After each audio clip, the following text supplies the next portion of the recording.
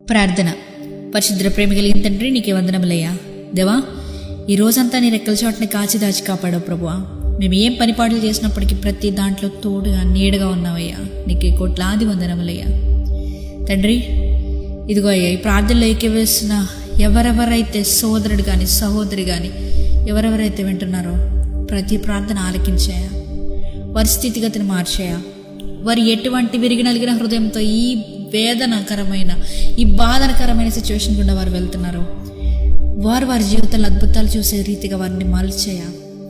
ఈరోజు వారు ఎన్నో పనులు చేసి ఉండొచ్చు, కానీ ప్రతి పనిలో వారికి జయాన్ని సమకూర్చేయా. ఎన్నో అవమానాలు పడి ఉండొచ్చు, కానీ ఎవరి దగ్గర అయితే సిగ్గుపడ్డారో వారి దగ్గర నీ భోజనం సిద్ధపరుస్తానన్నవయ్యా. ఎవరెవరికైతే ఫైనాన్షియల్ ప్రాబ్లమ్స్ ఉన్నాయో ప్రతి ఫైనాన్షియల్ ప్రాబ్లమ్స్ని కొట్టివే అయ్యా. తండ్రి, ప్రతిరోజు మమ్మల్ని నూతనపరచు ప్రభువా. ఈరోజు మేము చేయకూడని కార్యాలు మేము ఏదైనా చేసి ఉంటే మమ్మల్ని క్షమించేయ. అది మా జీవితంలో ఇంకొకసారి చేయకుండా సహాయం చేయమని ఈరోజు అంతటిని దీవించినందుకే నీకే వందనములు దేవా. ఈ రాత్రి కాలపు సమయంలో మేము పండుకొని ఉండగా ఎటువంటి రకమైన చీకటి శక్తుల ప్రభావాలు మా మీద అంటకుండా నీవే కాచి దాచి కాపాడమని నజరేయుడైన యేసుక్రీస్తు నామములో అడిగి వేడుకొచ్చిన మా పరలోకపు తండ్రి, ఆమేన్. Good morning, happy Sunday. ప్రార్థన. పరిశుద్ర ప్రేమ కలిగిన తండ్రి, నీకే వందనములయ్యా. రాత్రంతా మంచి నిద్రను దయచేసావయ్యా. నీకే కోట్లాది వందనములు తండ్రి.